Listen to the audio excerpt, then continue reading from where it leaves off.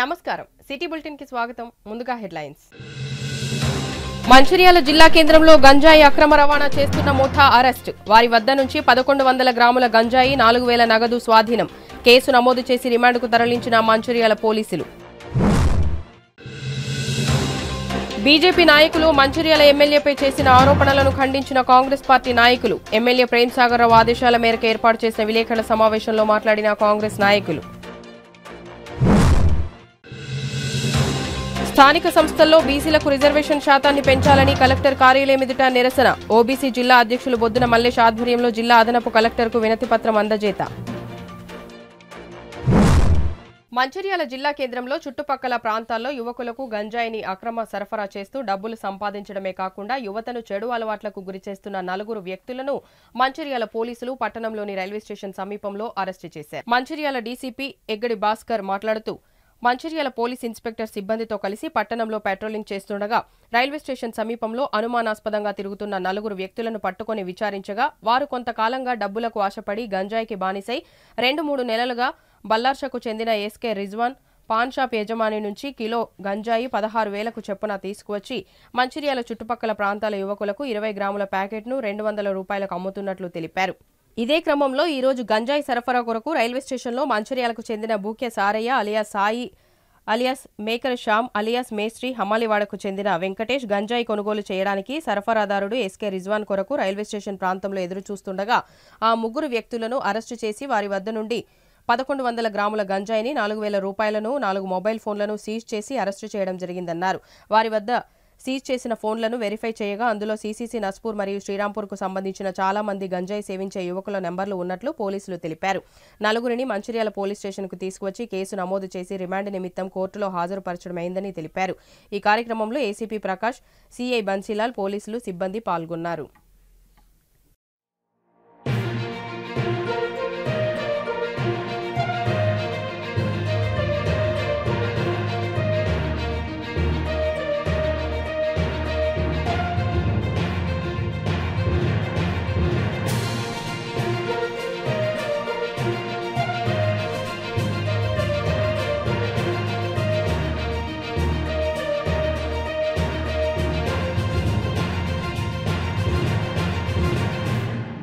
Case ఉదయం 9:30 ప్రాంతంలో విశ్వసనీయ సమాచారం మేరకు ACP Mancherial Prakash, inspector Mancherial Bansila, SI Sanath Reddy మరియు వారి యొక్క సిబ్బంది రైల్వే స్టేషన్ సమీపంలో అనుమానాస్పదంగా 4 వ్యక్తులు తిరుగుతున్నారు. అక్కడ గాంజాకు సంబంధించిన మార్పిడి జరుగుతున్న సమాచారం మేరకు అక్కడ పోయి చెక్ చేయగా 4 వ్యక్తుల్ని దొరికినారు. అందులో 3 మన మంచిర్యాల జిల్లాకు చెందినారు. ఒకరు రిజ్వాన్ అనే వ్యక్తి బలార్షకు చెందినవాడు. ఇందులో Bukya Saraiah alias Sai and Almekar Shyam alias మేస్త్రి అండ్ వెంకటేష్ హమాలివాడకు చెందిన వాళ్ళు వీళ్ళు 3. వీళ్ళు గతంలో గాంజాకు తాగుతూ అలవాటు పడి తర్వాత గాంజానే అమ్ముతూ 20 గ్రాముల ప్యాకెట్లు చేసి 200 రూపీస్ యువతకు అమ్ముతూ వాళ్ళని జీవితాలు నాశనం చేస్తున్నారు. వీళ్ళు ఇంతకుముందు కూడా బలార్షా అండ్ చంద్రాపూర్ ట్రైన్లో వెళ్ళడము, అక్కడ గాంజా కొనుక్కొని రావడము, చిన్న ప్యాకెట్ చేసి అమ్ముతున్నారు. ఇదే విధంగా 2-3 రోజుల క్రితము ఈ రిజ్వాన్ అనే అతని బలార్షా అతనికి ఫోన్ చేసి మాకు గాంజా కావాలి అని చెప్తే 4,000 అడ్వాన్స్ ఇచ్చినారు. మళ్ళీ ఈరోజు 4,000 ఇచ్చేస్తే రైల్వే స్టేషన్కి వచ్చి అందివ్వడానికి వచ్చినాడు. ఇతని దగ్గర 1100 గ్రాముల గాంజా పట్టుకోవడం జరిగింది. ముఖ్యంగా మంచిర్యాల జిల్లా ప్రజల విజ్ఞప్తి ఏమిటంటే, ఇది గాంజాయి సింథటిక్ ప్లాంట్ బేస్డ్ డ్రగ్ కాబట్టి నేచురల్ డ్రగ్ ఇది దీనివల్ల చాలామంది యువత మా యొక్క ఎనాలిసిస్ ప్రకారము చూసినట్లయితే ఇప్పటి వరకు పాత కేసులలో పట్టుబడ్డ వాళ్ళు దాదాపు 300 మందిని లిస్ట్ చేసి వాళ్ళ మీద నిఘా పెట్టి కౌన్సిలింగ్ చేసి బైండ్ ఓవర్ చేయడం జరిగింది. అయినా ఇంకా ఒక 300 మంది వరకు మాకున్న సమాచారం మేరకు ఇంకా యువత డ్రగ్స్ని సేవిస్తున్నారు, గాంజాయిని పర్టికులర్లీ గాంజాని సేవిస్తున్నట్టు సమాచారం ఉంది. వారిపైన కూడా ప్రత్యేకమైన నిఘా ఏర్పాటు చేసినాము. రామగుండం కమిషనర్ శ్రీ శ్రీనివాసులు ఐపీఎస్ గారి ఆదేశం మేరకు స్పెషల్ టీమ్స్ ప్రభుత్వము కూడా గాంజా పైన 0 టాలరెన్స్ ఉన్నది కాబట్టి ఈ గాంజా నిర్మూలించడం కోసం మంచిర్యాల జిల్లాలో ఎలాంటిది ఉండడం కోసం సిపిఆర్ ఆదేశం మేరకు ఒక స్పెషల్ టీం ఏర్పాటు చేయడం జరిగింది. వారు దీని మీద పనిచేసిన ఆ సమాచారం మేరకే ఈరోజు వీళ్ళని పట్టుకోవడం జరిగింది. కాబట్టి గాంజా విషయంలో మీ కుటుంబ సభ్యులు కానీ, మీ దగ్గర వాళ్ళు కానీ, మీ పిల్లలు కానీ, మీకు తెలిసిన వాళ్ళు కానీ ఎవరైనా గాంజాని సేవిస్తూ గాంజా వల్ల, మాదక ద్రవ్యం వల్ల నష్టపోతున్నట్టు తెలిసినట్లయితే మాకు సమాచారం ఇవ్వండి. వాళ్ళపైన ఎలాంటి క్రిమినల్ కేసు కట్టం, కేవలము వాళ్ళని డ్రగ్ రీఅడిక్షన్ సెంటర్కు పంపడము, వాళ్ళు ఆ గంజాయి మత్తు నుంచి, గంజాయి బానిసత్వం నుంచి బయటకు తీసుకురావడం కోసం డాక్టర్లతో పాటు మేము సహకరిస్తాం. అట్లా కాకుండా మేమే పట్టుకున్నట్లయితే ఖచ్చితంగా మా యొక్క టీమ్స్, యాక్షన్ టీమ్స్ ఉంటాయి, వీళ్ళు టాస్క్ ఫోర్స్ వాళ్ళు పట్టుకోవడము, కేసు పెట్టడం జరుగుతుంది. కాబట్టి ప్రజలు ముందుకు రండి, మీ సరౌండింగ్స్లో జరుగుతున్న వాటిని రిపోర్ట్ చేయండి. ఇంకా మీ ఇళ్ళ మధ్యలో కానీ, లేకపోతే మీ ఖాళీ ప్రదేశాల్లో కానీ, స్కూళ్ళల్లో కానీ, రైల్వే ట్రాక్ల మట్టి కానీ, రోడ్ల మట్టి కానీ, అవుట్స్కట్స్లో కానీ ఓపెన్ డ్రింకింగ్ లాంటివి చేస్తున్నాం. ఇది ఎట్లుంటుందంటే ఇది యూత్ యాక్టివిటీ టైప్ ఉంటుంది అన్నమాట. ఒంటరిగా ఒక చెట్లు లోన్లీ ప్లేస్లకు వెళ్ళడము, అక్కడ సిగరెట్ లేకపోతే ఆల్కహాల్ లాంటివి తీసుకోవడం, తర్వాత గాంజాకు అలవాటు అవుతుంటారు. అట్లాంటి లోన్లీ ప్లేస్లలో కూడా ఎవరైనా ఇట్లాంటివి చేస్తున్నట్లయితే 100 డయల్ ద్వారా కానీ, మా ఆఫీసర్ల ఫోన్ నెంబర్లో కానీ, నా ఫోన్ నెంబర్లో కానీ, వాట్సాప్ మెసేజ్ కానీ, SMS కానీ పెట్టండి. మీ యొక్క వివరాలు గోప్యంగా ఉంచబడితే ఖచ్చితంగా యాక్షన్ తీసుకుంటాం. ఈ డ్రగ్ రహిత, గంజాయి రహిత మంచిర్యాల జిల్లా ఏర్పాటు చేయడంలో ప్రతి ఒక్కరూ సహకరించవలసిందిగా కోరుతున్నాం. కేంద్ర ప్రభుత్వం ఇటీవల ప్రవేశపెట్టిన బడ్జెట్లో తెలంగాణకు ఎన్ని నిధులు కేటాయించిందో మంచిర్యాల జిల్లా బీజేపీ నేతలు ప్రజలకు తెలియపరచాలని మంచిర్యాల కాంగ్రెస్ పార్టీ జిల్లా అధికార ప్రతినిధి Siripuram Rajesh, OBC vice president Harkal Hemalatha, SC town president Tirupati demand చేశారు. మంచిర్యాల ఎమ్మెల్యే కుక్కిరాల ప్రేమ్సాగర్రావు ఆదేశాల మేరకు మంగళవారం ఏర్పాటు చేసిన మీడియా సమావేశంలో కాంగ్రెస్ పార్టీ జిల్లా అధికార ప్రతినిధి సిరిపురం రాజేష్ మాట్లాడుతూ కేంద్రం రాష్ట్రానికి ఇచ్చిన నిధులు, ఎన్ని కేంద్ర మంత్రులు తెచ్చిన పథకాలు వివరాలు తెలియజెప్పాలని డిమాండ్ చేశారు. కుక్కిరాల ప్రేమ్సాగర్రావు ఎమ్మెల్యేగా రాష్ట్ర బడ్జెట్లో మంచిర్యాల నియోజకవర్గ అభివృద్ధికి, గోదావరి పరివాహక కరకట్ట నిర్మాణానికి, ఎత్తిపోతల పథకానికి, మాతా శిశు ఆసుపత్రి నిర్మాణానికి అనుమతులు, వీటన్నిటికీ అవసరమయ్యే నిధులను ప్రభుత్వం కేటాయించే విధంగా చర్యలు తీసుకున్నారని తెలిపారు. ఎమ్మెల్యేగా గెలిచి 8 నెలలు గడవక ముందే బీజేపీ నాయకులు తొందరపడి ఎమ్మెల్యే ప్రేమ్సాగర్రావును ఏమీ చేయలేదని అనడం సమంజసం కాదని, నియోజకవర్గ అభివృద్ధి ఎలా సాధిస్తుందో మునుముందు బీజేపీ నేతలు కళ్లారా చూసే రోజులు ఉన్నాయని అన్నారు. కాంగ్రెస్ పార్టీలోకి ఎవరు వచ్చి చేరినప్పటికీ తప్పు చేసిన వారిని ఎమ్మెల్యే ప్రేమ్సాగర్రావు క్షమించరని వారు పేర్కొన్నారు. ఈ కార్యక్రమంలో కాంగ్రెస్ పార్టీ పట్టణ అధ్యక్షులు తూమ్ల నరేష్, బ్లాక్ కాంగ్రెస్ అధ్యక్షులు పూదరి తిరుపతి, కౌన్సిలర్లు వేములపల్లి సంజీవ్, రామగిరి బానేష్, మాజీద్, మహిళా జిల్లా అధ్యక్షురాలు పెంటరాజిత, పట్టణ అధ్యక్షురాలు హేమలత, నాయకులు జోగుల సదానందం, కొండలరావు, కల్వల జగన్మోహన్ రావు, శ్రీనివాస్, రవీందర్రావు, నాయకులు, కార్యకర్తలు పాల్గొన్నారు. భారతీయ జనతా పార్టీ నాయకులు వెరబల్లి రఘునాథరావు గారి శిష్యులు మరి మన కాన్స్టిట్యున్సీ ఎమ్మెల్యే గారి పైన, కాంగ్రెస్ పార్టీ పైన అనాలోచితమైన మరియు ఎలాంటి వివేకం లేని విమర్శలు చేయడం జరిగింది. పార్టీ ప్రతినిధులుగా మేము వారిని ఖండించకపోతే ఆ మాటలు నిజమే అని ప్రజలు అనుకునే అవకాశం ఉంది. కాబట్టి ఈ పాత్రికేయ సమావేశంలో సరైన వివరణలు ఇవ్వడం జరుగుతుంది. నిధుల విషయం మాట్లాడారు. మరి కుర్చీ బచావో బడ్జెట్లో మొన్న రీసెంట్లీ నిర్మలా సీతారామన్ గారు ప్రవేశపెట్టిన బడ్జెట్లో తెలంగాణ విభజన యొక్క చట్టం మేరకు ఏ మేరకు నిధులు మంజూరు చేశారు. భారతదేశ వ్యాప్తంగా మరి అన్ని రాష్ట్రాలకు ఏదైతే నిధులు రావాలో అవి మాత్రమే వచ్చినాయి. కానీ ఏపీకి ఒనగూరిన ఎలాంటి లబ్ధి ఉందో అది తెలంగాణకు రాలేదు. మరి తెలంగాణలో 2 మంత్రులు ఉన్నారు, కేంద్ర మంత్రులు, బండి సంజయ్ గారు, కిషన్ రెడ్డి గారు. వారు ఏం చేశారు? మరి తెలంగాణకు రావాల్సిన నిధుల విషయంలో వారు ఏనాడైనా మోడీ గారిని కానీ, సీతారామన్ గారిని కానీ, ఫైనాన్షియల్ మినిస్టర్ గారిని కానీ, ప్రకృతి వైపరీత్యాల మినిస్టర్ని కానీ, రోడ్స్ అండ్ డెవలప్మెంట్ మినిస్టర్స్ని కానీ మరి ప్రశ్నించి మా తెలంగాణకు ఇంత బడ్జెట్ అవసరమని ఎప్పుడైనా రిక్వైర్మెంట్ ఇచ్చారా అని నేను ప్రశ్నిస్తున్నాను. ఇవ్వలేదు. మా ఎమ్మెల్యే గారు గెలిచిన తర్వాత మరి మంత్రి పదవుల కోసమే ఇక్కడ 3 కాంగ్రెస్ ఎమ్మెల్యేలు కూడా తిరుగుతున్నారు ఢిల్లీ చుట్టూ, హైదరాబాద్ చుట్టూ. ఇక్కడ ఏం పట్టించుకోవట్లేరు, ₹1 నిధులు తేవట్లేదని విమర్శించారు. బ్రదర్, మీది నేషనల్ పార్టీ, మాది నేషనల్ పార్టీ. మినిస్టర్స్ ఇవ్వాలంటే మీ అధిష్టానం ఇస్తుంది, ఇక్కడ మా పార్టీ యొక్క అధిష్టానం ఇస్తుంది. ఎవరి చేతిలో పని లేదు అది. మరి 8 మంది ఎమ్మెల్యేలు గెలిస్తే మరి సీనియర్ మోస్ట్ సీఎం ముఖ్యమంత్రి క్యాండిడేట్ అన్నారు ఈటల రాజేందర్ రెడ్డిని, అలాగే ధరంపూరి అరవింద్ర అన్నారు. మరి వాళ్ళకి ఎందుకు రాలేదు మినిస్టర్స్? అధిష్టానం ఇద్దరికి ఎందుకు ఇచ్చింది? మా రేవంత్ రెడ్డి గారి ఆధ్వర్యంలో మరి ఎమ్మెల్యేలు గెలిచిన వాళ్ళందరూ కూడా మరి నియోజకవర్గాల్లో పర్యటించి, మా ఎమ్మెల్యే గారు అయితే గెలిచిన తర్వాత విజయోత్సవ సంబరాలు చేసుకోలేదు. ప్రజలు సంతోషంగా ఉన్నప్పుడే నాకు సంబరం అని ఆయన భావించి ఎన్నికైన వెంటనే మరి ఎలాంటి నిధులు తేవాలని చెప్పేసి భావించి మొత్తం తెలంగాణ వ్యాప్తంగా ఎన్ని కాన్స్టిట్యున్సీలలో నిధులు పోయినాయో అంతకంటే ఎక్కువ నిధులు మన నియోజకవర్గానికి తెచ్చారు. ఏం నిధులు తెచ్చారు మాకు చూపండి అంటే స్కూల్లో హెడ్ మాస్టర్ అడిగితే పిల్లగాళ్ళు ప్రశ్నపత్రానికి సమాధానం చూపినట్టు కాదు. నీకు కళ్ళున్న కబోదులు మీరు చూడండి నియోజకవర్గానికి ఎన్ని నిధులు వచ్చాయో అసెంబ్లీకి వెళ్ళి ఫినాన్స్ విభాగానికి వెళ్ళి రైట్ ఇన్ఫర్మేషన్ యాక్ట్ కింద పెట్టి తెచ్చుకోండి. లేకపోతే ఎమ్మెల్యే గారు పెట్టిన ప్రెస్ మీట్లో మీరు నాలెడ్జ్ పెట్టి చూడండి, పత్రికల్లో వచ్చిన ప్రకటనలు చదవండి, ఎన్ని నిధులు తెచ్చారో మీకు తెలుస్తూ ఉంటుంది. ఎమ్మెల్యే గారు తను గెలిచిన తర్వాత దాదాపు 225 కోట్ల రూపాయల నిధులు తేవడం జరిగింది మన కాన్స్టిట్యున్సీ. MGNREGC పథకం కింద CC రోడ్స్ గాను 6,67,00,000 తేవడం జరిగింది. అలాగే DMFT ఫండ్ కింద 10 కోట్ల రూపాయలు తేవడం జరిగింది. SDF ఫండ్ కింద 399 లక్షలు అంటే 3,99,00,000 రూపాయలు తేవడం జరిగింది. SDF కింద 56 లక్షలు, DMFT కింద డ్రైన్స్ కోసము 2,31,00,000, అలాగే SDF CSR ఫండ్ కింద 380,200 అంటే 2 కోట్లు ప్లస్ 3 కోట్లు తేవడం జరిగింది. అలాగే రాళ్లవాగు బ్రిడ్జ్ కోసం 1,350 లక్షలు. అలాగే TSCWIDC స్కూల్స్లో అంటే ప్రాథమిక స్కూళ్ళల్లో గవర్నమెంట్లో ఇంతవరకు ఎప్పుడు TRS గవర్నమెంట్లో పట్టించుకోలేదు. అప్పుడు మీ నోళ్ళన్ని మూతలు పడ్డాయి. ఆ సందర్భంలో మరి ప్రత్యేకంగా విద్యారంగం మీద దృష్టి పెట్టిన మా ఎమ్మెల్యే గారు ప్రేమ్సాగర్ రావు గారు మరి మౌలిక వసతుల కోసం ముఖ్యంగా బాలికల బాలుర పాఠశాలల్లో ప్రభుత్వ పాఠశాలల్లో మౌలిక వసతులు లేవు, విద్యుత్ లేవు, డ్రైనేజ్ లేవు, అలాగే శానిటేషన్ లేదు, మౌలిక వసతులు లేవని చెప్పేసి వాటి కొరకు ప్రత్యేకంగా 17,97,00,000 రూపాయలు మంజూరు చేయించడం జరిగింది. ఇవన్నీ ఫిగర్స్ కాదు, ఇవన్నీ ఫినాన్షియల్ శాంక్షన్ వచ్చిన ఫిగర్స్ మాత్రమే చెప్పడం జరుగుతుంది. అలాగే నస్పూర్లో అమృత్ పథకం కింద 73 కోట్ల రూపాయలు, మంచిర్యాల అమృత్ పథకం కింద 48,50,00,000 రూపాయలు తీసుకురావడం జరిగింది. అలాగే లక్సెట్పేటలో అమృత్ పథకం కింద 20 కోట్ల రూపాయలు తీసుకోవడం జరిగింది. మిగతాది ఇంకా అతిపెద్దది ఎమ్మెల్యే గారు చెప్పారు, వారి ద్వారానే మనం విందాం. దానికి కూడా 24,80,00,000 రూపాయలు శాంక్షన్ కావడం జరిగింది. లిప్స్ కింద 98 లక్షల రూపాయలు రావడం జరిగింది.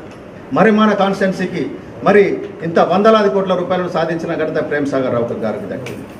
మీకు మాకు కంపారిజమే లేదు. కొక్కిరాల ప్రేమ్సాగర్ రావు గారితో కంపారిజన్ చేసే శక్తి ఈ రోజు కాదు కదా, ఇంకా 10 ఏళ్ళకు కూడా బీజేపీకి రాబోదు. ఇప్పుడు మా సార్ ఎప్పుడు వచ్చినా ఒక మీటింగ్ పెట్టిందంటే నేను ఈ నిధులు తీసుకొచ్చినా, ఈ పని చేసినా, లేదు సీఎం రిలీఫ్ ఫండ్ తీసుకొచ్చినా, నేను హాస్పిటల్ శాంక్షన్ చేసుకొచ్చినా, కాలేజీ తీసుకొచ్చినా, అమృత్ పథకంలో ఇవి తీసుకొచ్చినా అనడానికి మా సార్ పెడుతున్నారు. ఇవన్నీ చూసి అంటే మంచిర్యాలలో గత 20 సంవత్సరాల నుంచి వెనుకబడిన అభివృద్ధి ఇప్పుడు ప్రగతి పదంలో దూసుకుపోవడంతో ఇద్దరొక్కటైనా 2వ ప్లేస్కే వెళ్ళిండ్రు. నిన్న మొన్నటి ఎంపీ ఎలక్షన్లో ఇద్దరొక్కటై పోటీ చేసిన 2వ స్థానంలో ఉన్నారు. కాబట్టి వాళ్ళు ఏమనుకుంటున్నారంటే ఇలాగే పోతే మనకు ప్రేమ్సాగర్ రావు గారికి ఎదురుండదు, కాబట్టి మనం ఏదో ఒకటి చెయ్యాలి అంటే మేము ప్రతిపక్షంలో ఉన్నామని పదే మాట్లాడుతున్నారు వాళ్ళు. మీరు ప్రతిపక్షంలో ఎట్లున్నారు? మేమంటున్నాం, మేము ప్రతిపక్షంలో ఉన్నాం. ఈ రాష్ట్రంలో మీరు కేంద్రంలో అధికారంలో ఉన్నారు. గత 10 సంవత్సరాల నుంచి చేసింది ఏంది? ఇప్పుడు గెలిచిన దగ్గర నుంచి మీరిచ్చిన నిధులేండి? పార్లమెంట్ అసెంబ్లీ సమావేశాలు ముగియక ముందే మంచిర్యాలకు వచ్చిన నిధులేంటి అని ప్రశ్నిస్తున్నారు కదా. మరి కేంద్ర బడ్జెట్లో మంచిర్యాలకి ఎన్ని నిధులు తీసుకొచ్చిండ్రు? మంత్రి పదవుల కోసం మాట్లాడుతున్నారు. మంత్రి పదవులు అదే ఎవరైనా అడుగుతారు కదా. అక్కడెవరో కిషన్ రెడ్డికి మంత్రి పదవి వస్తే ఇక్కడ మీరు పటాకలు కాల్చలేదా? మాకు మా జిల్లాలో మా వాళ్ళకు మేము మంత్రి పదవులు రావాలనుకుంటాం, కానీ మీకైతే ఇవ్వం కదా, మా వాళ్ళే కదా. మా ఇంట్లో పంచాయతీ కోసం మీకేం పంచాయతీ? అది నాకు అర్థం కాలేదు కదా. ఇక్కడ గెలిచిన 3 ఎమ్మెల్యేలు ఉన్నారు, 3కి అడిగే అధికారం ఉంది. కాకపోతే అధిష్టానం అక్కడ అంచనా వేస్తుంది, ఎవరు ఎంత పని చేసిండ్రు, పార్టీని పట్టుకొని ఉన్నారు, డెవలప్ చేసిండ్రు, ఆ సీనియారిటీ ఇవన్నీ లెక్కలోకి తీసుకున్నా ఏదో మా పరిగణనలు, మా అంచనాలు, మా అధిష్టానం తీసుకునే నిర్ణయానికి కూడా మీరు అవసరం లేని సలహాలు ఇవ్వడం అయితే కరెక్ట్ కాదు. ఇంకా ఒకటి కాఫ్రాకు సంబంధించింది, ఇది 2018 ఎలక్షన్లో వచ్చింది, మొన్నటి ఎలక్షన్లో వచ్చింది, ఎంపీ ఎలక్షన్ అంటే ఇప్పుడు మంత్రి పదవి అంటే కూడా మళ్ళీ తెర మీదకి వస్తుంది. అది కోర్టులో ఉన్న కేసు అని చెప్పి సార్ ప్రత్యేకంగా ప్రెస్ మీట్ పెట్టి చెప్పారు. ఆ కేసు పూర్తి కోర్టులో నిర్ధారణ అయినాక తర్వాతనే మీరు దాని మీద మాట్లాడే అవకాశం ఉంటుంది. ఇట్లా పదే వ్యక్తిగత విషయాలకు పోతే మీ మీద కూడా కేసులు అవుతాయి. రఘునాథ్ గారు, మీరు అన్పార్లమెంటరీ మీ కింది వాళ్ళతో మాట్లాడించినంత మాత్రాన అది మీ శ్రేణులు మీరు మాట్లాడిన కిందికే వస్తుంది. కాబట్టి దయచేసి ఇట్లాంటి అంటే నిర్ధారించలేని నిరాధార ఆరోపణలు చేయడం మీ వాళ్ళకు తగ్గించుకోమని చెప్తే మంచిది. జనాల సమస్యలకు సంబంధించిన వాస్తవాలు ఏంటి అన్నది తెలుసుకొని మాట్లాడాలి బ్రదర్. తప్పకుండా అది లేకపోతే మీకు అవగాహన లేనితో మాట్లాడినట్టే ప్రతి ఒక్కరు అనుకోవాల్సి వస్తుంది. మేము మిమ్మల్ని దాని కిందనే పరిగణలోకి తీసుకుంటున్నాము. మీరు నిన్న ఒక నాయకుడు, బీజేపీ జిల్లా స్థాయి నాయకుడు మాట్లాడతాడు, ప్రజల సమస్యల మీద ప్రశ్నిస్తే అక్రమ కేసులు పెడుతున్నారు, చిన్న చిన్న విషయాలకే మీరు నాన్ బెయిలబుల్ కేసులు పెడుతున్నారని మాట్లాడుతున్నారు. మీరు ఏ రోజు ప్రజల సమస్యల మీద ఎక్కడ మాట్లాడిళ్ళు, ఎక్కడ పోరాడిళ్ళు? కనీసానికి మీరు పోరాడిన అంశాలు ఉంటే ఏ పేపర్లను లేకపోతే సోషల్ మీడియాలో వస్తాయి కదా, అవి ఒకటైనా కూడా మీరు సాక్ష్యాధారంగా చూపెట్టాలి. మీ మీద కేసులు అయింది ప్రజల సమస్యల కోసం పోట్లాడితే కేసులు కాలేదు మీ మీద. మా నాయకుడు చేస్తున్న 10 సంవత్సరాల అధికారంలో లేకున్నా కూడా సొంత డబ్బుతోటి నీళ్ళ దగ్గర నుండి మొదలుకుంటే ప్రభుత్వాలు చేతులెత్తేసిన కరోనా లాంటి భయంకరమైన వైరస్ల దగ్గర నుండి ఇప్పటి వరకు కూడా చేసిన సామాజిక కార్యక్రమాలు ఏవైతే ఉన్నాయో అవి చూసి ఆయనకు వచ్చే పేరును ఓర్చుకోలేక 10 సంవత్సరాల నుండి ఆయన చేసిన సేవను చూసి ప్రజలు గుండెల్లో పెట్టుకొని ఇవాళ ఆయనకు రూపాయి ఖర్చు లేకుండా వాళ్ళ గుండెల్లో పెట్టుకొని 67,000 మెజార్టీ ఇచ్చి గెలిపించుకున్నారు. రాష్ట్రంలో బీసీలకు రిజర్వేషన్ శాతాన్ని పెంచిన తర్వాత మున్సిపాలిటీ గ్రామ పంచాయతీ ఎన్నికలు నిర్వహించాలని మంచిర్యాల జిల్లా ఓబీసీ అధ్యక్షులు బొద్దున మల్లేష్ ఆధ్వర్యంలో జిల్లా అదనపు కలెక్టర్ మోతీలాల్ కు వినతి పత్రాన్ని అందజేశారు. ఈ సందర్భంగా ఓబీసీ అధ్యక్షులు బొద్దున మల్లేష్ మాట్లాడుతూ బీజేపీ ఓబీసీ మోర్చా రాష్ట్ర పార్టీ పిలుపు మేరకు మంచిర్యాల జిల్లా అధ్యక్షులు రఘునాథ్ వీరబెల్లి ఆదేశాల మేరకు బీసీ రిజర్వేషన్లపై జిల్లా అధికారులకు వినతి పత్రాన్ని అందజేయడం జరిగిందన్నారు. కాంగ్రెస్ ప్రభుత్వం కామారెడ్డిలో బీసీ డిక్లరేషన్ హామీలు ఇచ్చి బీసీలకు బడ్జెట్లో అతి తక్కువ నిధులు కేటాయించిందని, ప్రజలను మోసం చేసిందని, అంతేకాకుండా బీసీ రిజర్వేషన్లు తేల్చకుండా స్థానిక సంస్థల ఎన్నికల నిర్వహణకు ప్రభుత్వం సిద్ధమవుతుందని, ఇందుకు నిరసనగా ఈరోజు బీసీలకు రిజర్వేషన్ శాతాన్ని 23 నుంచి 42 వరకు పెంచి స్థానిక సంస్థల ఎన్నికలు నిర్వహించాలని, యాదవులకు గొర్రెల పంపిణీ, బీసీ యువతకు లోన్లు, విద్యార్థులకు ర్యాంకులతో సంబంధం లేకుండా స్కాలర్షిప్లు, బీసీ కార్పొరేషన్ ఏర్పాటు, కులవృత్తుల వారికి బ్యాంకు లోన్లు ఇవ్వాలని తెలుపుతూ జిల్లా అదనపు కలెక్టర్కు వినతి పత్రాలు అందజేయడం జరిగిందన్నారు. ఈ కార్యక్రమంలో బీసీ నాయకులు ఎనగందుల కృష్ణమూర్తి, కొండపాకచారి, పల్లె రమేష్, సత్యం రమేష్, అమిరిశెట్టి రాజు, గంగన్న, వెంకట్రామారావు, చక్రవర్తి, రాజకుమార్, రామచంద్ర తదితరులు పాల్గొన్నారు. పిలుపు మేరకు మంచిర్యాల కలెక్టర్ ఆఫీస్ ముందు ఓబీసీ మోర్చా బీసీల సమస్యలపై నిరసన కార్యక్రమం ఏర్పాటు చేయడం జరిగింది. ముఖ్య ఉద్దేశం ఏంటంటే ఎలక్షన్లకు ముందు ఈ రాష్ట్ర గవర్నమెంటు రేవంత్ రెడ్డి గారు కామారెడ్డిలో బీసీలను ఉద్దేశించి బీసీ సమస్యలను ఏర్పాటు చేస్తాము, బీసీ సంప్లాట్ ఏర్పాటు చేస్తామని చెప్పి హామీలు ఇవ్వడం జరిగింది. హామీలు ఇచ్చిన తర్వాత 6 నెలలు, ఇప్పుడు 8 నెలలు అవుతుంది. ఇప్పటి వరకు బీసీ సమస్యల మీద ఏ రోజు కూడా మాట్లాడలేదు. బీసీల ఉద్దేశించి ఏ విషయం కూడా చేయలేదు. కాబట్టి ఈ విషయాన్ని మేము కలెక్టర్ గారికి వినతి పత్రం ద్వారా విన్నవించుకోవడం జరుగుతుంది. ముఖ్యంగా బీసీలకు స్థానిక సంస్థల్లో 23% 42% పెంచుతారని చెప్పేసి హామీ ఇవ్వడం జరిగింది. అది కూడా ఇవాళ దాటవేయడం జరిగింది. ముఖ్యంగా ఈ రాష్ట్ర బడ్జెట్ చూసుకుంటే 2,000 కోట్ల 96 లక్షల రూపాయలు రాష్ట్ర బడ్జెట్ ప్రవేశపెడితే బీసీలు 60% ఉన్న బీసీలకు కేవలం 9,200 కోట్లు మాత్రము ప్రకటించడం జరిగింది. ఇది మహాఘోరము. బీసీలకు అన్యాయం చేశారు కాబట్టి ఈ విషయాన్ని ప్రజలందరికీ మేము తెలియజేస్తా ఉన్నాం. ముఖ్యంగా తిరుమలకు రెండో దఫాలో గొర్రెల పంపిణీ చేస్తా అన్నాడు. ఎటువంటి నామినీ లేకుండా 2 లక్షల రూపాయలు ఇస్తా అన్నాడు. దాని ఊసు లేదు. ముఖ్యంగా మత్స్యకారులకు మొదట విడతలనే వాళ్ళకి చేపల పంపిణీ చేస్తా అన్నాడు. 1,00,000 రూపాయలు ఇస్తా అన్నాడు. అది లేదు. బీసీ సంప్లాంట్ ఏర్పాటు చేస్తా అన్నాడు. అది లేదు. బీసీలకు ఫీజు రియంబర్స్మెంట్ చేస్తా అన్నాడు. అది లేదు. దీని మీద ఖచ్చితంగా మేము పోరాటం చేస్తున్నాం. ఈ రాష్ట్ర ప్రభుత్వం గద్దె దిగే వరకు కూడా మేము పోరాటం చేసి బీసీల తరఫున నిలబడి భారతీయ జనతా పార్టీ తరఫున కొట్లాడదామని చెప్పేసి. రెండో విడత రుణమాఫీ కొమరంభీం ఆసిఫాబాద్ జిల్లా కేంద్రంలోని కలెక్టర్ కార్యాలయంలో జరిగిన వీడియో కాన్ఫరెన్స్ లో జిల్లా కలెక్టర్ వెంకటేష్ దోత్రే, అదనపు కలెక్టర్ దీపక్ తివారీలు పాల్గొన్నారు. రుణమాఫీకి సంబంధించిన చెక్కులను రైతులకు అందజేశారు. ఈ సందర్భంగా కలెక్టర్ మాట్లాడుతూ రైతులందరికీ లబ్ధి చేకూరేలాగా ప్రభుత్వం రెండో విడత రుణమాఫీ కార్యక్రమాన్ని నిర్వహిస్తుందని తెలిపారు. తాము ఆహ్వానించగానే కలెక్టర్ కార్యాలయానికి వచ్చిన రైతులకు కృతజ్ఞతలు తెలిపారు. ఈ కార్యక్రమంలో జిల్లా అధికారులు, రైతులు తదితరులు పాల్గొన్నారు. సో అదే తీసుకొని బ్యాంకర్స్ నుంచి డేటా తీసుకొని ఈ గైడ్ లైన్స్ ద్వారా ఇవ్వడం జరిగింది.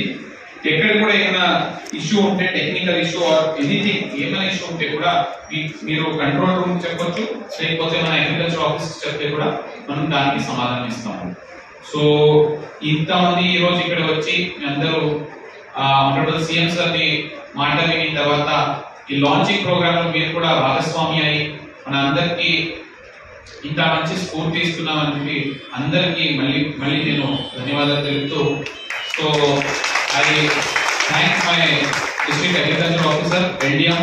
సో ఇద్దరు కూడా చాలా బాగా ఈ ప్రోగ్రామ్ అరేంజ్ చేశారు. ఇదే రకంగా ఒక్కొక్క రైతు వేదిక రైతు వేదికలు కూడా ఈ రోజు రైతు నేస్తం ద్వారా అక్కడ కూడా 15 మండలానికి ఒకటి చొప్పున అక్కడ కూడా ఇదే రకంగా సమావేశం నడుస్తూ ఉన్నాయి. అక్కడ కూడా అగ్రికల్చర్ ఆఫీసర్స్, బ్యాంకర్స్ అటెండ్ చేసి అందరికి ఇదే మాట మళ్ళీ చెప్తున్నారు. మన క్రమశిక్షగా మనం మంచిగా ఎవ్రీడే ఎంతమంది ఏఈఓస్, బ్యాంకర్స్ మాట్లాడుకుంటే ఈజీగా మనం నెక్స్ట్ 5 to 6 days లో కూడా క్లోజ్ చేసుకోగలము. బట్ జస్ట్ మంచిగా మనం అరేంజ్ చేసుకోవాలి. సో అందరికీ ఒకటే కోరుకుంటున్నా, కోఆర్డినేషన్ బాగా చేసి. మంచిర్యాల జిల్లా రామకృష్ణపూర్ పట్టణంలోని సూపర్ బజార్ సెంటర్లో సింగరేణిని కేంద్ర ప్రభుత్వం ప్రైవేటీకరణ చేయాలని చూస్తోందని సిపిఎం నాయకులు పేర్కొన్నారు. సింగరేణి పరిరక్షణ పేరుతో 8 రోజుల పాటు సాగే బస్సు యాత్ర రామకృష్ణపూర్ చేరుకుంది. ఈ సందర్భంగా సిపిఎం నాయకులు మాట్లాడుతూ సింగరేణి శ్రావణపల్లి అప్పగించేందుకు కేంద్రంలోని మోడీ ప్రభుత్వం కుట్ర చేస్తుందని, దీన్ని రాష్ట్ర ప్రభుత్వం తెలంగాణ వాదులు, అభ్యుదయవాదులు ఎదుర్కోవాలని ఖండించాలని పేర్కొన్నారు. 150 ఏళ్ల చరిత్ర ఉన్న సింగరేణిపై ఎంతో మంది కార్మికులు, కార్మికేతరులు జీవిస్తున్నారని పేర్కొన్నారు. రాబోయే రోజుల్లో సిపిఎం ఆధ్వర్యంలో సింగరేణి కోసం మరిన్ని పోరాటాలు చేస్తామని తెలిపారు. కాంగ్రెస్ ప్రభుత్వం సింగరేణి నిరుద్యోగులకు ఉద్యోగాలు కల్పించాలని, సింగరేణిని కాపాడాలని, కేంద్రం అజమాయిషీలను చూడాలని, సింగరేణిలోని గనులను సింగరేణికి కేటాయించే విధంగా కేంద్రంపై ఒత్తిడి తీసుకురావాలని వారు పేర్కొన్నారు. ఈ కార్యక్రమంలో సిపిఎం, సిఐటియు నాయకులు, కార్యకర్తలు తదితరులు పాల్గొన్నారు. భారత కమ్యూనిస్ట్ పార్టీ, మార్క్సిస్టు, సిపిఎం రాష్ట్ర కమిటీ ఆధ్వర్యంలో సింగరేణి పరిరక్షణ యాత్రని ఈరోజు బెల్లంపల్లిలో ప్రారంభించడం జరిగింది. ఈ సింగరేణి పరిరక్షణ యాత్రకు నాయకత్వం వహిస్తున్నది సిపిఎం పార్టీ రాష్ట్ర కార్యదర్శి వర్గ సభ్యులు ఎస్ వీరయ్య గారు నాయకత్వం వహిస్తూ ఉన్నారు. నాతో పాటు పి ఆశయ్య గారు ఈ యొక్క యాత్ర బృందంలో ఉంటా ఉన్నాం. ఈ యొక్క పరిరక్షణ యాత్రని ఈరోజు సిపిఎం పార్టీ రాష్ట్ర కార్యదర్శి తమ్మినేని వీరభద్రం గారు బెల్లంపల్లిలో ప్రారంభించారు. ఆ కార్యక్రమంలో సిపిఎం పార్టీ రాష్ట్ర కార్యదర్శి వర్గ సభ్యులు చుక్కా రాములు గారు కూడా పాల్గొన్నారు. అలాగే సిపిఎం పార్టీ మంచిర్యాల జిల్లా మొత్తం నాయకత్వం కానీ జిల్లా కమిటీ సభ్యులు, శ్రేణులు, కింది స్థాయిలో పెద్ద సంఖ్యలో ప్రజా సంఘాలు నాయకులందరూ పెద్ద సంఖ్యలో పాల్గొని ఈ యొక్క ప్రారంభ సభను జయప్రదం కూడా చేశారు. మంచి స్పందన కూడా వచ్చింది. కార్మిక వర్గం, ప్రజలందరూ కూడా సింగరేణిని పరీక్షించుకోవాలనేటువంటి ఒక ఆతృతని ప్రదర్శిస్తున్న పరిస్థితి మనం చూస్తూ ఉన్నాం. అలాగే సింగరేణి పరిరక్షణ యాత్ర ఎందుకు చేపట్టాల్సి వచ్చింది సిపిఎం పార్టీ అన్నప్పుడు, ఈరోజు కేంద్రంలో ఉన్నటువంటి బీజేపీ ప్రభుత్వం దేశవ్యాప్తంగా ఒక 61 కోల్ బ్లాకుల్ని, బొగ్గు బావుల్ని పూర్తిగా ప్రైవేటు వాళ్ళకి ఇవ్వడం కోసము జూన్ 21వ తేదీన వేలంపాటను హైదరాబాద్లో ప్రారంభం చేసింది. ముఖ్యంగా మన రాష్ట్రానికి చెందినటువంటి కిషన్ రెడ్డి గారు, గనుల శాఖ మంత్రి గారి ఆధ్వర్యంలోనే ఈ ప్రైవేటీకరణ ప్రారంభించడం జరిగింది. కాబట్టి దాన్ని వెంటనే విరమించుకోవాలని, వేలంపాటలు ఆపాలని, అలాగే ఈ యొక్క 61 బొగ్గు బావుల్లో ఏదైతే శ్రావణపల్లి కోల్ బ్లాక్ ఏదైతే పెట్టారో వేలంలో దాన్ని కూడా విత్డ్రా చేసుకొని మన సింగరేణి సంస్థకి కేటాయించాలని చెప్పేసి సిపిఎం పార్టీగా మేము డిమాండ్ చేస్తున్నాం. దాని మీద ఎన్నో పోరాటాలు చేశాం. రాష్ట్ర వ్యాప్తంగా జిల్లా కలెక్టరేట్ల ముందు, రాష్ట్ర మండల కేంద్రాల్లో, పట్టణ కేంద్రాల్లో ధర్నాలు చేశాం. అనేక రిప్రజెంటేషన్లు ఇచ్చాం. మరి అందరి అధికారులను కలిసాం. ఎవరికి ఎన్ని చెప్పినా కూడా ప్రభుత్వాలు స్పందించకుండా ఉన్న పరిస్థితి ఉంది. మన రాష్ట్ర ప్రభుత్వం, కాంగ్రెస్ ప్రభుత్వం కూడా, కాంగ్రెస్ పార్టీ కూడా ఈ రోజు కోల్ బ్లాక్ల ప్రైవేటీకరణను అడ్డుకోకుండా ఆ రకంగా సామరస్యంగా ఉన్న పరిస్థితి మనం చూస్తూ ఉన్నాం. విజ్ఞప్తులతోనే సరిపెడుతున్న పరిస్థితి ఉంది. అటు ముఖ్యమంత్రి గారు, ఇటు ఉప ముఖ్యమంత్రి గారు ఇద్దరు, అటు ఢిల్లీలో కానీ, ఇటు హైదరాబాద్లో కానీ ఈ కేంద్ర గనుల శాఖ మంత్రి కానీ, ప్రధానమంత్రి కానీ కలిసి విజ్ఞప్తులు చేస్తూ పరిమితం అయిపోయారు. పరోక్షంగా ఈ వేలం పాటలు కొనసాగడానికి వాళ్ళు ఉత్సాహం చూపిస్తున్నట్టు కనబడతా ఉంది. కాబట్టి కాంగ్రెస్ పార్టీ, కాంగ్రెస్ ప్రభుత్వం కూడా తమ వైఖరిని మార్చుకొని అసెంబ్లీలో తీర్మానం చేసి బొగ్గు బావులు వచ్చే విధంగా పోరాటం చేయాలి, అన్ని పార్టీలను కలుపుకొని పోవాలని చెప్పి సందర్భంగా డిమాండ్ చేస్తున్నాం. అలాగే బీజేపీ ప్రభుత్వం కూడా మోసం చేస్తున్న తెలంగాణ రాష్ట్రానికి ఒక రకంగా ద్రోహం చేస్తూ ఉంది. తెలంగాణలో 8 మంది ఎంపీలు గెలిచి ఒక మంత్రి కూడా తీసుకోరు, 2 మంత్రులు కూడా ఉండి మరి ఈరోజు సింగరేణి పూర్తిగా ప్రైవేటీకరించడానికి కూడా ప్రయత్నాలు చేస్తున్నారంటే ఒక రకంగా తెలంగాణ ప్రజలకు, కోల్ బెల్ట్ ఏరియా ప్రజలకు ఒక ద్రోహులుగా మిగిలిపోవాల్సిన పరిస్థితి ఈరోజు బీజేపీ ఉంది. సిపిఎం పార్టీ ఆధ్వర్యంలో ఈరోజు సింగరేణి పరిరక్షణ యాత్రని రాష్ట్ర వ్యాప్తంగా చేపట్టాము. ఇది ఆగస్టు 5వ తేదీ వరకు కొనసాగుతుంది. ఆగస్టు 5వ తేదీన సిపిఎం పొలిట్ బ్యూరో సభ్యులు విజయరాఘవన్ గారు హాజరైతా ఉన్నారు. రేపు 31వ తేదీ నాడు ఇప్పుడు గోదావరిఖని పట్టణంలో జరిగేటువంటి బహిరంగ సభకు సిపిఎం పొలిట్ బ్యూరో సభ్యులు రాఘవులు గారు పాల్గొంటా ఉన్నారు. కాబట్టి సింగరేణి ప్రాంత ప్రజలకందరికీ మేము విజ్ఞప్తి చేస్తా ఉన్నాం. సింగరేణి సంస్థని మనం కాపాడుకుందాం. లాభాల్లో ఉన్న సంస్థ, కార్మికులకు ఉపాధి కల్పిస్తున్న సంస్థ, యువతకు ఉద్యోగాలు కల్పిస్తున్న సంస్థ, మన యొక్క మౌలిక సమస్యలు పరిష్కారం చేస్తున్న సంస్థ, అలాగే కేంద్ర రాష్ట్ర ప్రభుత్వాలకు వేల కోట్లు ఇస్తున్నటువంటి ఈ సంస్థ సంస్థ. ఇలాంటి సంస్థని మనం కాపాడుకుంటేనే తెలంగాణ అభివృద్ధి అవుతుందని చెప్పేసి మనం గుర్తుపెట్టుకోవాలి. అందుకే అందరూ పార్టీలకు అతీతంగా ప్రజలంతా కలిసి రావాలి ఉద్యమంలో అని చెప్పేసి, అలాగే రాజకీయ పార్టీలు కూడా తమ యొక్క వైఖరులు మార్చుకోవాలి. ముఖ్యంగా బీజేపీ, కాంగ్రెస్ ఈ యొక్క ప్రజలకు మోసం చేసే పద్ధతిలో ఉన్నారు. దాన్ని అర్థం చేసుకొని మిగతా వాళ్ళు కూడా సంఘటితంగా కలిసి అరగ్గా పోరాటాలు చేయాలని చెప్పేసి సిపిఎం పార్టీగా మేము కోరుకుంటున్నాం.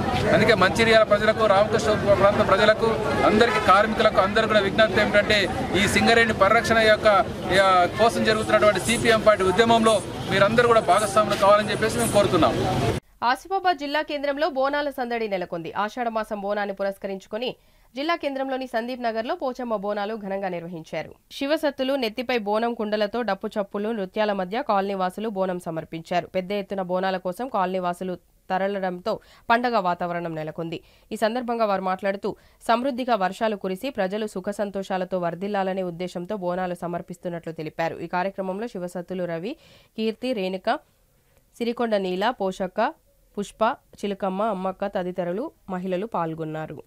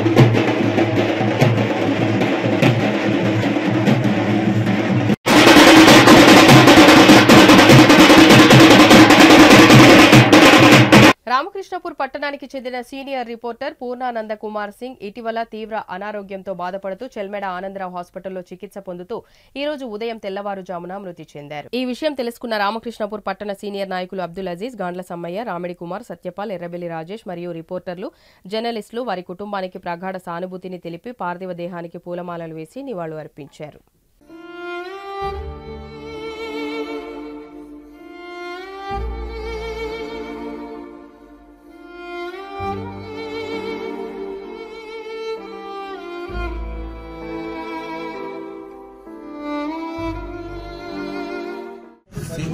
రామకృష్ణపూర్ సీనియర్ పాత్రికేయుడు కుమార్ సింగ్ అకాల మరణం పాత్రికేయ లోకానికి, సమాజానికి చాలా తీరని లోటు.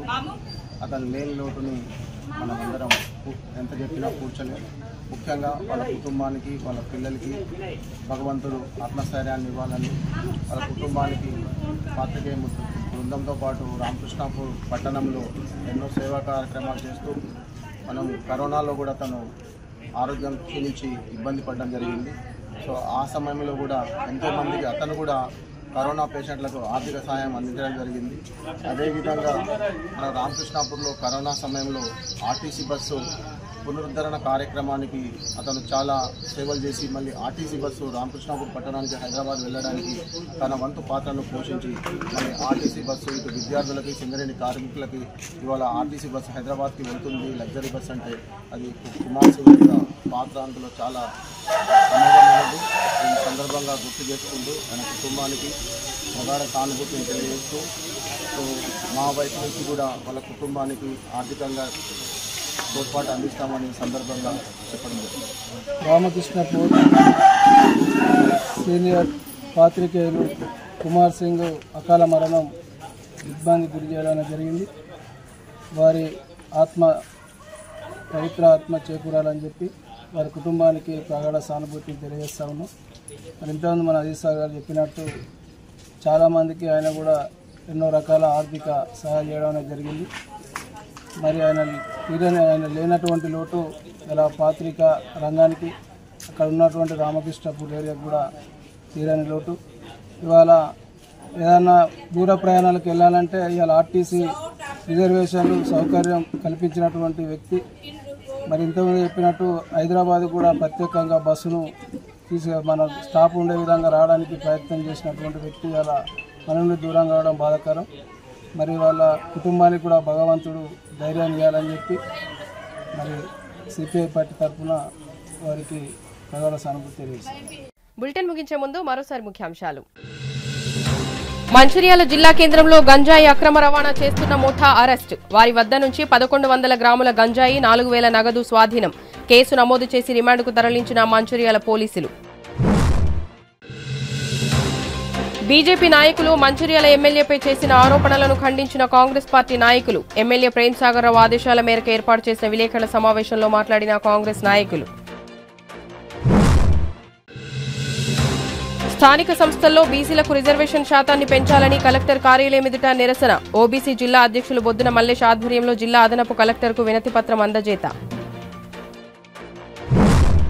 సిటీ న్యూస్ ఇంతటితో సమాప్తం. తిరిగి ప్రసారమయ్యే సిటీ న్యూస్లో మళ్ళీ కలుద్దాం. అంతవరకు సెలవు. నమస్కారం.